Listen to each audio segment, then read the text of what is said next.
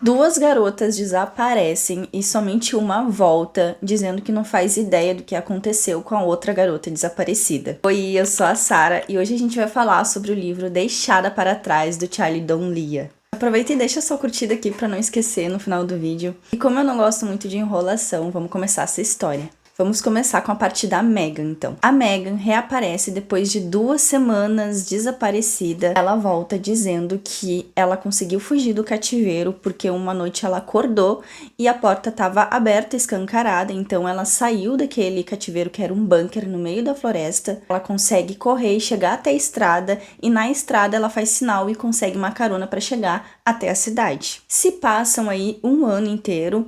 E a Megan, ela escreve um livro sobre esse cativeiro, sobre o que ela passou, sobre toda essa situação do sequestro, né? Ela se torna meio que uma celebridade ali, porque esse livro se torna um best-seller, só que ela fica um pouco incomodada com essa situação, porque não é isso que ela queria. Ela meio que se sente culpada porque a outra garota não voltou, não reapareceu. Então ela se sente ali, por que eu consegui fugir e ela não? Por que eu tive essa chance e a outra não? Agora a gente corta para a história da Nicole, que é a menina que não voltou, desapareceu e não voltou. A narrativa da Nicole eu achei mais interessante porque a gente começa a seguir a história ali da Nicole bem antes dela desaparecer. A gente vê as amizades que ela tem se relacionado nos últimos tempos. A gente vê um pouco da relação dela com a Megan. As duas não eram melhores amigas, mas as duas tiveram ali um contato. Elas se conheciam porque moravam na mesma cidade. E a gente fica ali ansioso para saber como é que a Nicole acabou sendo sequestrada, estando ali naquelas situações que ela estava antes do sequestro. Depois disso, a gente também tem a narrativa da Nicole dentro do cativeiro. A gente vê ali o que ela vê, o que ela conversa dentro do cativeiro. E nós temos uma terceira personagem que é muito legal, eu gosto muito dessa personagem, que é a irmã da Nicole.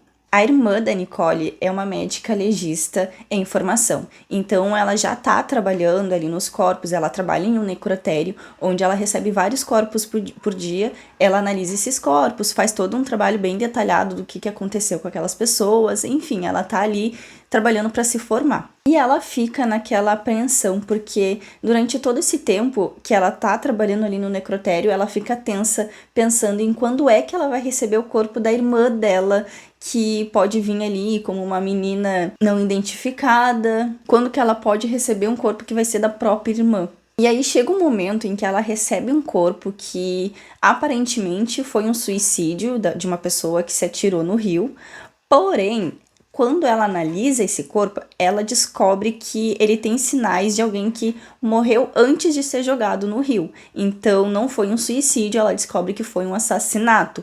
E com o decorrer da história, ela também descobre que essa pessoa, esse rapaz, ele era namorado da irmã dela antes da irmã dela desaparecer e ele morreu aproximadamente na época em que a irmã dela desapareceu. Isso faz ela querer correr atrás e tentar entender o que aconteceu com a irmã dela. Ela quer encontrar a pessoa que fez isso com a irmã dela. E ela vai seguindo as pistas até conseguir alguma coisa. Ela se encontra com a Megan, as duas juntas começam a investigar. Elas descobrem que, bom, a Megan e a Nicole, elas têm a mesma aparência física, assim, são muito parecidas. Então elas acabam descobrindo que em outras cidades, em outros lugares, aconteceram desaparecimentos muito semelhantes, com meninas muito semelhantes com elas. Então elas começam a ligar esses pontos. Por quê?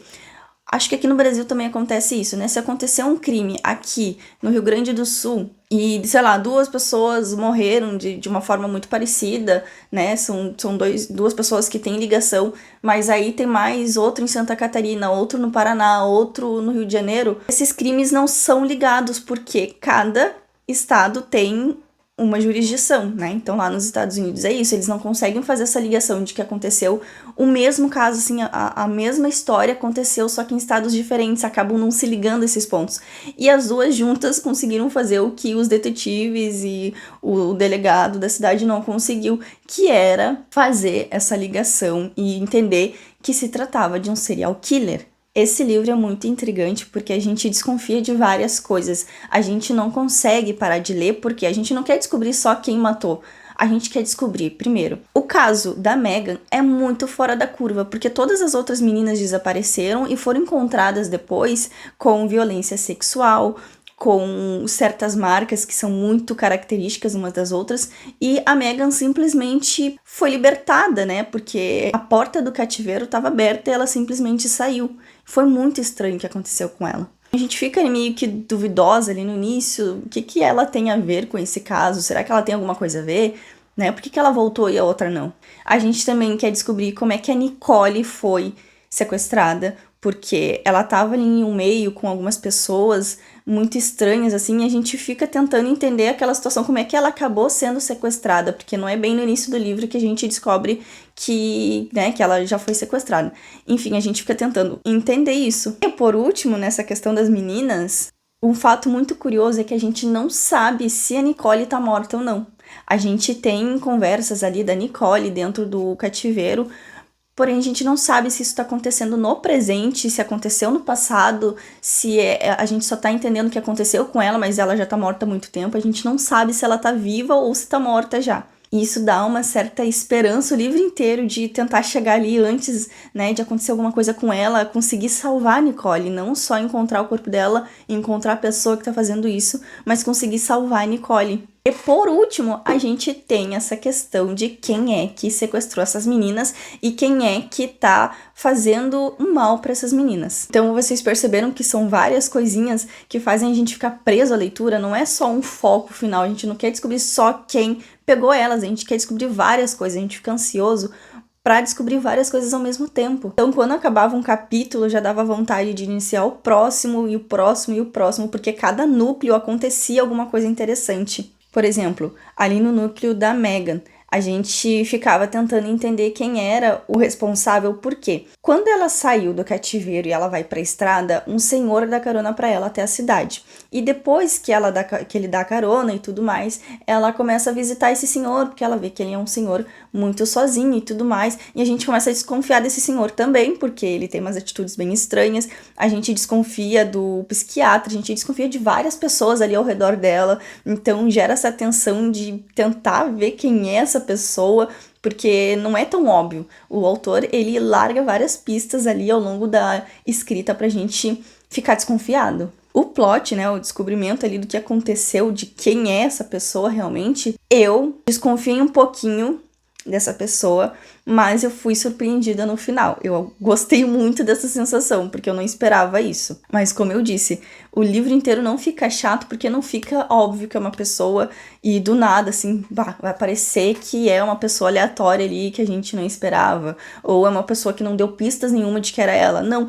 Tem pistas o livro inteiro, só que tem pista para várias pessoas. Então a gente vai até o final sem ter certeza quem é a pessoa que realmente é a culpada por isso tudo. Esse, sem dúvidas, é o meu livro favorito do Charlie. Eu gostei muito desse suspense. Eu tenho a sensação de que os outros livros dele foram bons, né? Sempre gosto muito da escrita dele e tudo mais. Só que esse me surpreendeu por toda essa dinâmica da escrita, porque a gente fica tentando encontrar várias coisas ao mesmo tempo. Eu não consegui parar de ler enquanto eu não terminei. Essa é a verdade.